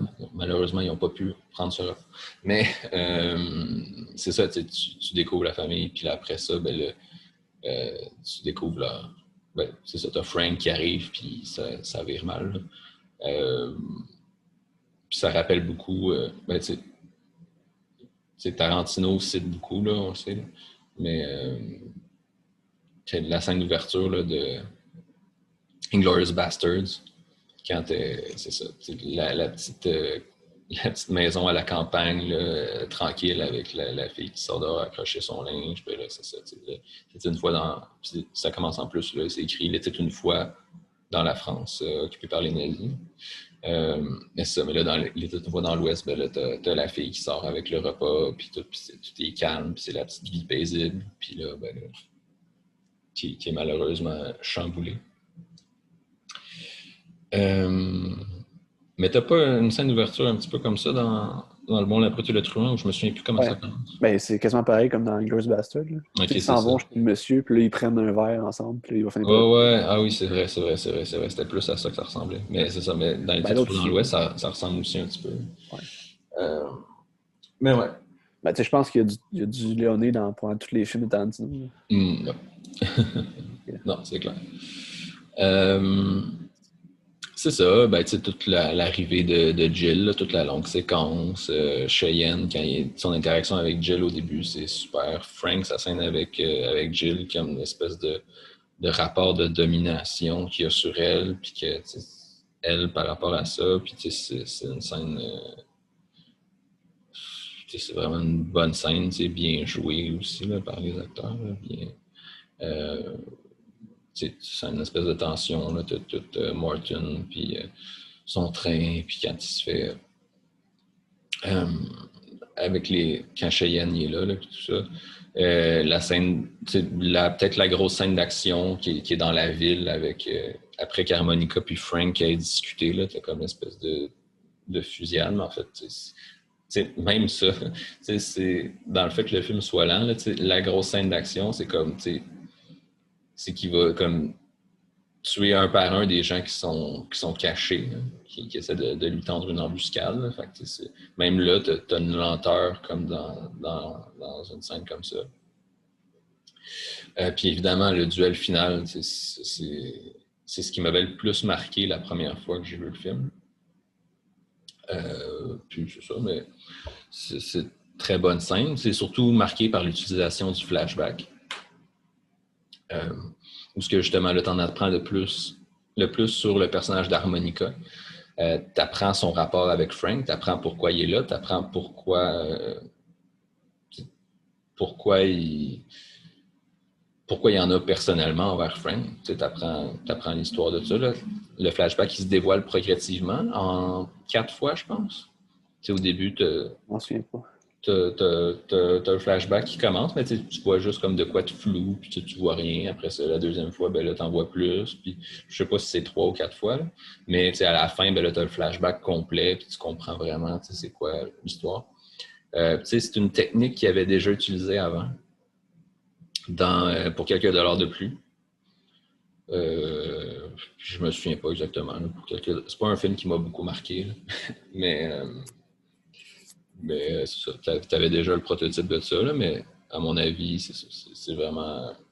Une fois dans l'Ouest, c'est vraiment une excellente utilisation là, de ce principe-là.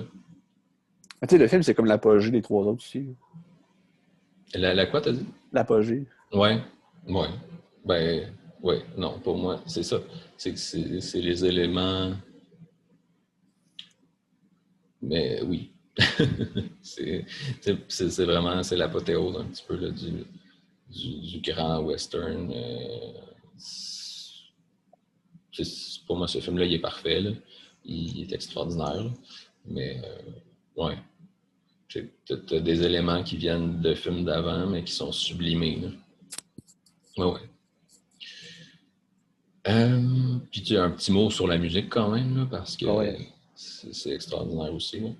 Puis bon, c'est Ennio Morricone, puis c'est. Ben, Ben c'est ça, tu penses que c'est de la musique qu'on connaît tout le monde, puis que tu reprends dans plein de films, puis là tu te rends compte que c'est des films des années 60 de Léoné. C'est comme, oh shit, c'est légendaire le film.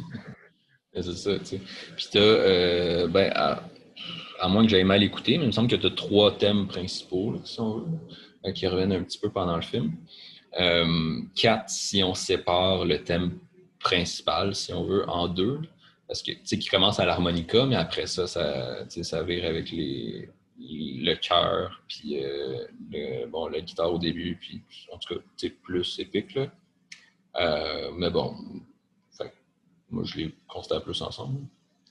Mais bon, tu as le thème, c'est ça, le thème dont je viens de parler, là, qui est qui commence avec juste l'harmonica grinçante, là, puis je pense, sais-tu, ben, dans le livre que tu l'as lu, là, mais là que Sergio Leone, il parlait de...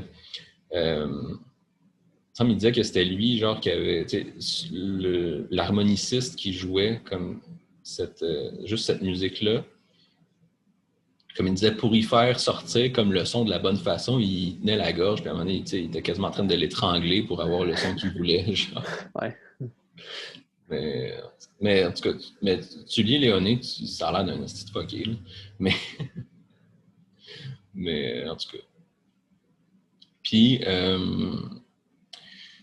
c'est la musique justement après ça qui devient plus épique, si on veut. Puis c'est relié comme au destin qui unit Franck et Harmonica, là.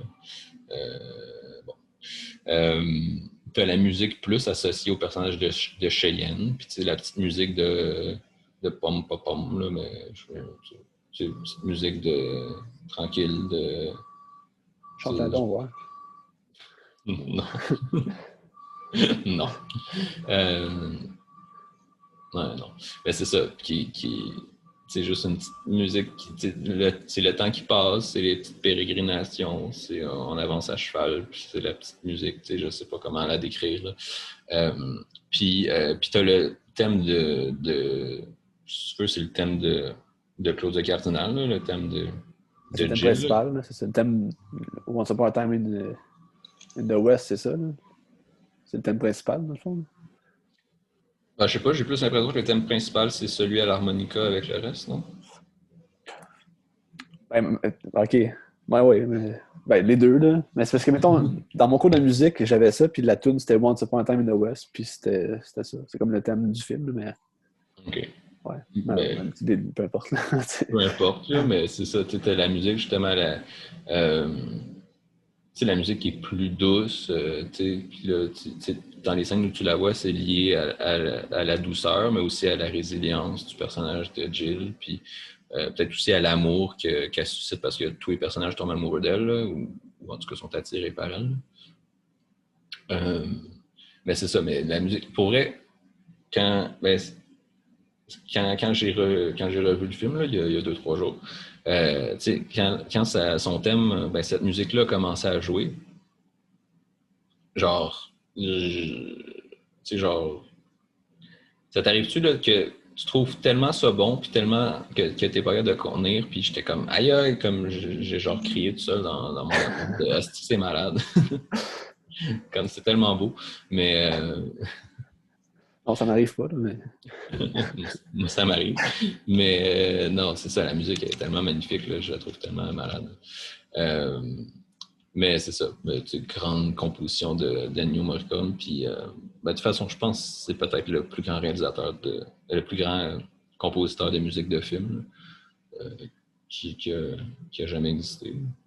Ouais, puis il a été repris après ça plein de fois par d'autres compositeurs qui ont commencé d'imiter aussi, là. Mm-hmm. Exact. C'est tellement génial. Voilà. Ah, ils ont pris la toune dans Kick-Ass, là. C'est... je sais pas dans Ah ouais? quel film, là. Ouais, c'est le bout qu'elle monte l'ascenseur, là, puis elle s'en va dessus du monde, là. Il y a une toune de... Non, c'est ça? Ben, c'est pas dans ce film-là, mais c'est dans, je pense, A Fistful of Dollars ou l'autre, là. OK. Ça se peut, ça se peut. Non, mais c'est ça. Mais c'est aussi, c'est que des fois, c'est des musiques que, tu sais, que tu as déjà entendu. Tu te regardes un film de Léoné, mettons, pour la première fois, puis là, ou mettons, tu le regardes pour la deuxième fois, puis là, t'es comme, ah oui, cette musique-là est vraiment bonne. Mais tu sais pas si. Tu sais, il y a des fois, il y a des musiques que tu sais pas si tu la reconnais parce que tu as déjà vu le film ou tu la reconnais parce que tu l'as entendu ailleurs aussi. Tu sais.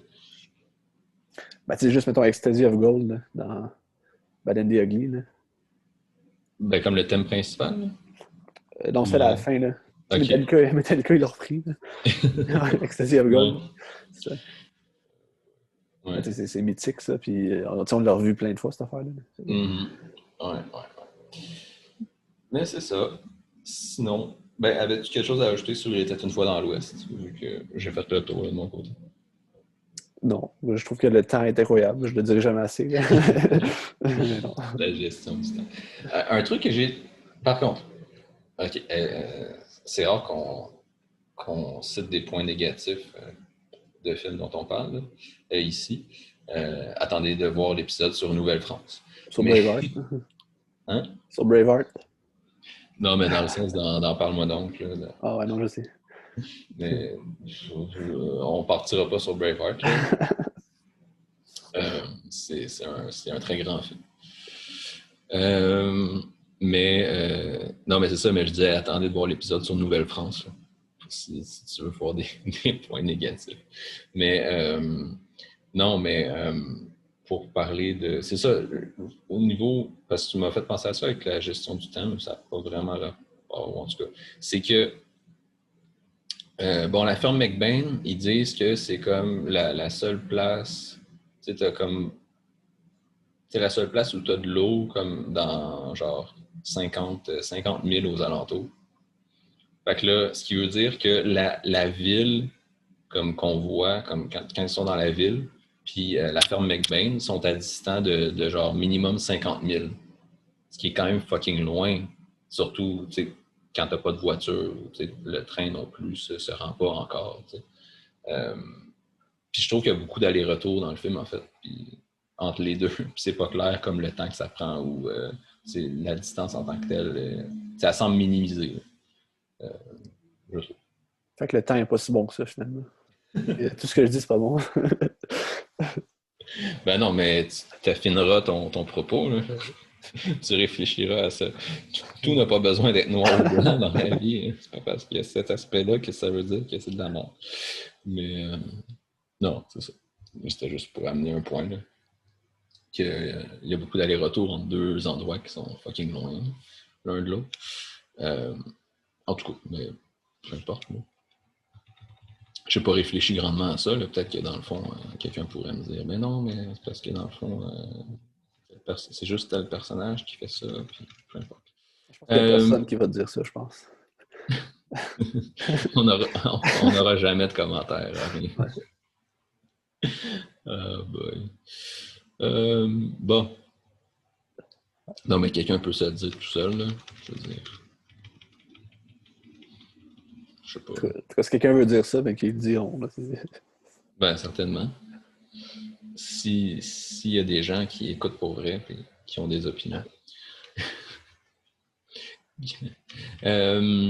Sinon, pour parler de après ce film, qu'est-ce que c'est? Parce que Sergio Leone, il a continué sa carrière avec. C'est ça, il est mort, quoi, 21 ans plus tard. Donc, il a continué une longue carrière de 2 films. Ça fait contraste avec les 4 films en 4 ans. Mais. C'est quoi les autres? C'est-tu Docu-Sucker? Ben, le Fistful of Dynamite, là, c'est ça? Ouais, ça, okay, puis. Ouais, exact. C'est les 2 seuls autres films qu'il a fait. C'est la trilogie Il était une fois. Il n'a pas fait beaucoup de films. Hein. Il en a fait 6. Ben, 6 plus les 2 péplums. Là. 8. Okay. Ah ouais, c'est pas beaucoup. Dont un juste co-réalisé. Puis il y a... Mais c'est ça. Il a fait seulement 2 autres films après, là, en 21 ans. Il a produit puis il a scénarisé quelques trucs, là, mais ben, il y a, entre autres, Mon nom est personne. Il est-tu dans ton truc avec Clint Eastwood? Non, c'est NMI. OK. Ben, non, mais Clint Eastwood, il joue pas dedans, anyway, là. Mais... si tu veux. Mais c'est ça, Mon nom est personne, c'était avec Terence Hill puis Henry Fonda. Puis il y a eu une suite avec Terence Hill toujours et Robert Charlebois. C'est malade. Mais c'est vrai, mais tu sais, après ça, j'ai repensé, puis je me souviens quand tout le monde en parle, il avait parlé de. Il parlait de Sergio Leone, puis d'avoir joué avec lui, puis comment c'était, puis tout là. Mais c'est ça, il a joué dans un film scénarisé et produit par Sergio Leone. Y a-t-il un gros rôle ou c'est juste la scène que tu m'as envoyée? Non, c'est un des 3 personnages principaux. Là. Ah oui, c'est quand même fou. Ouais, non, c'est fou. Il est au complet sur YouTube en italien. C'est Un génie, 2 associés, une cloche. Bon, si vous voulez le voir en italien, si vous voulez le voir sur YouTube en italien, ben là, faut faire une recherche avec le titre original que j'ai pas noté. Mais bon, ça se trouve très facilement. C'est ça. Sinon, il a contribué au scénario de Troppo Forte, un film de 1986. Fait que c'est comme sa dernière action professionnelle officielle avant sa mort. C'est ça. Mais ces deux films, ben là, pour moi, on parle souvent, c'est ça. Quand on parle de Sergio Leone, on parle de ces deux trilogies. On dit la trilogie, bon, en français, on va généralement dire la trilogie du dollar. Puis en anglais, c'est plus la trilogie de l'homme sans nom, Man with No Name Trilogy. Puis la trilogie de la Révolution, pas de la Révolution, mais la trilogie Il était une fois. Parce que, bon, en français, les titres, c'est Il était une fois dans l'Ouest, Il était une fois la Révolution, puis Il était une fois en Amérique. Puis justement, le deuxième, Il était une fois la Révolution, c'est 1971. C'est donc 3 ans plus tard. Mais son titre, c'est pas. Mais ça, c'est juste le titre en français, mais il me semble que. Ah oui, c'est ça, ouais. OK. Ça, C'est le titre en français, mais. Hein? Ça, je me demandais c'était quoi ce film-là, parce que ça, c'est Docu-Soccer, en fait, là, c'est ça? Oui, Okay. c'est ça. En anglais, tu as plusieurs titres. Docu-Soccer, Fistful of Dynamite. Puis, mais j'ai vu que t'en as qui font référence comme Once Upon a Time Revolution quand même. Donc, c'est pas juste un film français. Je pense que c'est comme le titre de travail en italien, peut-être. Puis après ça, finalement, le titre, c'était Giulia Testa, qui est genre baisse-toi la tête, là, en gros, là, d'après ce que je comprends.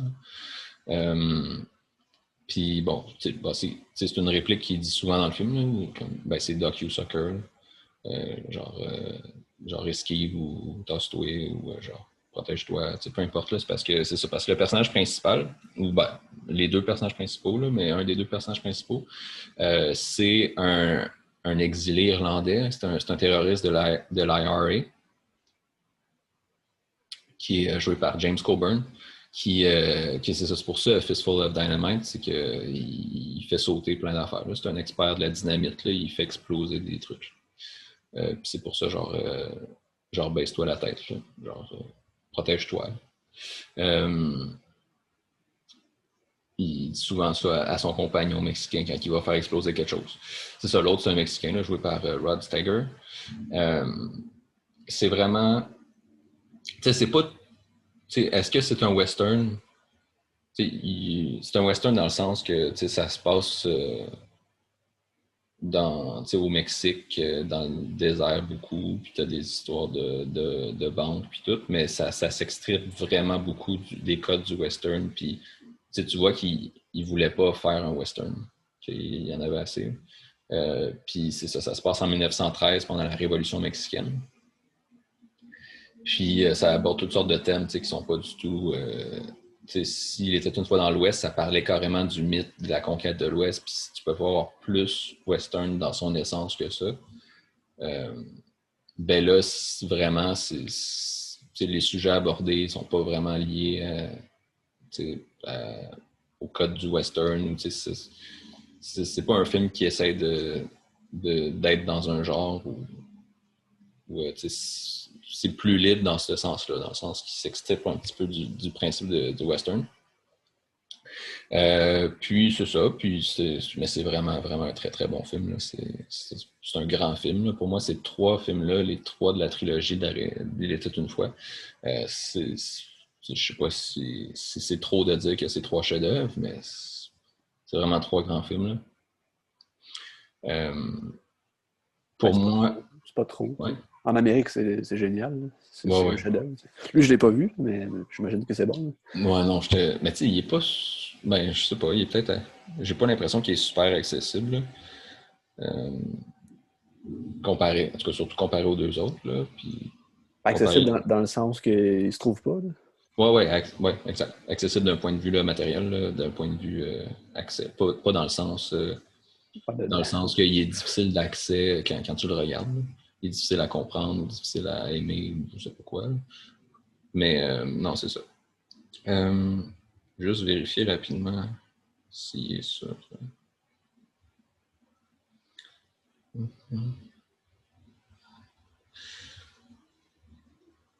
Ah, comme tu vois, il n'est même pas sur Google Play Films. Je sais qu'il allait chez Archambault un moment donné. Je pense peut-être qu'il n'y en a plus. Mais... OK. C'est ça, il est là, comme il est répertorié comme étant un film qui existe. mais tu peux pas le regarder. Tu peux pas le louer, tu peux pas l'acheter, rien. Contrairement à Once Upon a Time in the West, que tu peux acheter pour 15$ ou louer pour 4$. Mais c'est ça, tu sais, c'est un film, c'est un petit peu le film méconnu là, des trois. D'ailleurs, c'est celui que tu n'as pas vu. Mais tu sais, c'est vraiment un grand film. Là. Puis pour moi, tu sais, on parlait du flashback dans Il était une fois dans l'Ouest. Puis là, c'est la troisième fois qu'il ramène sa technique de flashback qui se dévoile peu à peu. Là.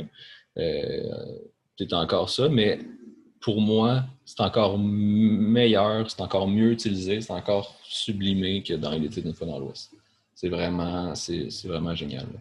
Puis la musique pendant le flashback, je ne me souviens plus si c'est juste pendant le flashback, là, mais ça aussi, c'est une musique connue. Ben, Chaume, la station de radio, ils s'en servent comme Chaume, Chaume, Chaume. Mais c'est de la musique d'Il était une fois la Révolution, en fait. Là. C'est Chaume, Chaume, Chaume. Mais, ouais. C'est ça, je vais juste mentionner ça. Mais c'est ça, non, c'est vraiment, vraiment génial. Puis tu sais, justement, quand je dis qu'on sort des codes du western, ben là, tu sais, les flashbacks, t'es en Irlande, t'es avec un Irlandais dans un pub irlandais, puis t'as une séquence où t'as une balade en voiture, comme dans la campagne irlandaise. Tu te sens plus du tout dans un western, là, on s'entend. Là. T'es dans un autre monde, là. Les couleurs sont pas les mêmes, puis l'univers matériel, technologique n'est pas le même, si on veut. C'est l'intérieur d'un pub irlandais, c'est tellement pas western comme ambiance. Non, c'est ça. C'est ça. Ou au volant d'une voiture, habillé en veston cravate. C'est ça. Puis il est une fois en Amérique, 84, fait 13 ans plus tard. Ça a été un projet long, compliqué à faire. Là. Ben, c'est sûr. Le film, il se passe sur plein d'époques, puis c'est grandiose. Là. Ouais, c'est vraiment. Puis bon, on a parlé de budget de 200 000 pour une poignée de dollars, puis de 5 millions pour Il était une fois dans l'Ouest. Puis là, ben, c'est sûr, on est 15 ans plus tard. Mais c'est juste 15 ans, là, je veux dire. Mais c'est 30 millions de dollars, le budget. Ah, c'est beaucoup. Mais tu sais, c'est à l'écran, tu le vois aussi. Là. Ouais, vraiment. Pour moi, c'est ça. Mais c'est un film qui a beaucoup plus. C'est encore une participation italienne, là, mais tu as quand même beaucoup plus de capitaux américains que dans ces films précédents. Puis bon, je pose une question. Est-ce le plus grand film de gangster de tous les temps? Est-ce que c'est supérieur au Parrain? C'est différent. Ouais, c'est différent. C'est bon. Sûr. Mais en tout cas, moi je pense peut-être que oui. Mais bon, de toute façon, ça sert à rien là, d'établir ça. Mais tu sais, en tout cas, si jamais il y a des gens qui écoutent et qui se demandent si le film est intéressant, ben, je pense que c'est le genre de questions qui prouve que ça vaut la peine de le regarder. Ah non, c'est un chef-d'œuvre. C'est fucking long à regarder. Là. C'est comme 4 heures quasiment. Là. Ouais. Mais vu. C'est tellement bon. Non, c'est extraordinaire. Bon, c'était avec Robert De Niro puis Joe Pesci. Évidemment, ils sont tout le temps là. Mais c'est qui l'autre? Max, il joue dans Vidéodrome, je pense. Ah, je sais pas. C'est comme son ami qui. Ben, je veux pas. Non, je dirais pas de spoil. C'est son ami, Max. T'as James Woods. C'est ça, James Woods, c'est ça. Ok, c'est lui, ouais. Dans quoi qu'il jouait aussi? Attends, je l'ai vu dernièrement. Je vais aller voir. Elizabeth McGovern. T'as aussi Jennifer Connelly, toute jeune, qui joue là-dedans. Il joue dans Virgin Suicide. Il joue le père. Ah oui, c'est le père, ouais, c'est ça, exact. Non, c'est le père dans Virgin Suicide. Tu viens de teaser le prochain épisode. Mais. Ouais, ok. Je vais être prête, là. Mais c'est ça. Tu as une narration, la narration qui est entremêlée là, entre les années 20, les années 30, les années 60. Le film est complètement déconstruit là, au niveau chronologique. Là. Ça alterne constamment entre le passé et le présent de l'époque, puis tout ça. Le temps est écœurant, le temps il flotte. Le temps Le est. temps, le temps. Ouais. Ah ouais, écoute, il y a vraiment de quoi faire un mémoire de maîtrise. Puis, non, c'est ça, c'est génial. C'est superbe reconstitution historique aussi. Ben, je veux dire, je connais pas l'époque ou les autres. Je veux dire, je pourrais pas dire que la reconstitution historique est bonne dans le sens qu'elle est exacte, là, parce que je pourrais pas te le dire. Faudrait chercher ou demander, ou je sais pas. Mais en tout cas, tu te sens dans le New York du début du siècle, là, que ce soit vrai ou pas, mais ça donne l'impression que je l'ai, en tout cas.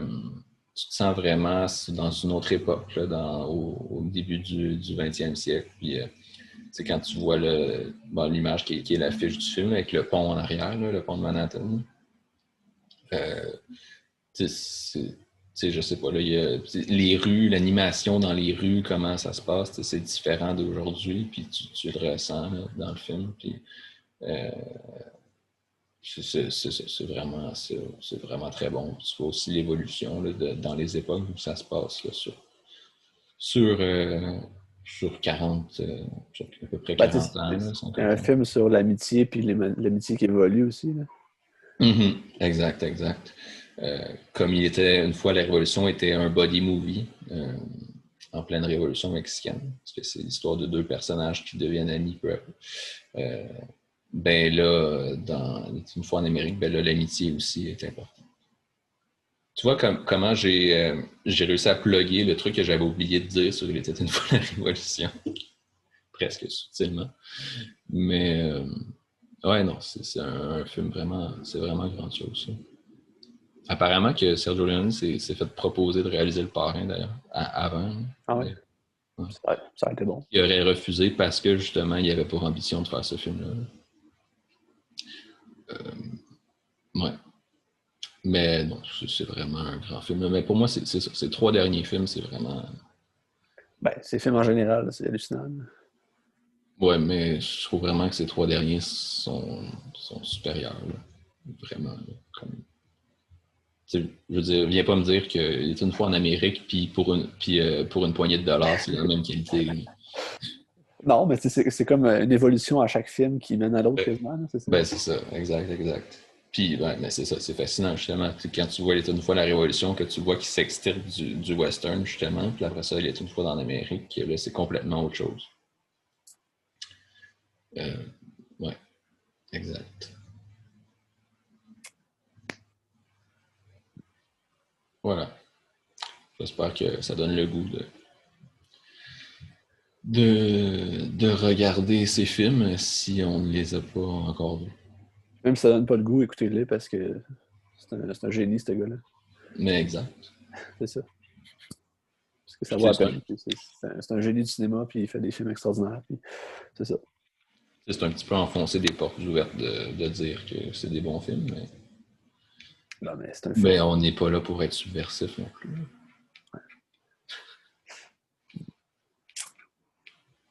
Ou pour révolutionner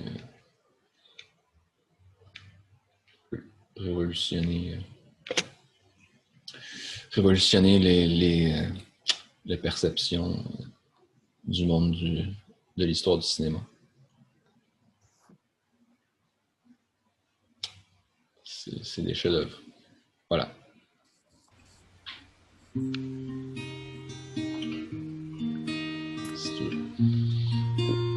Voilà.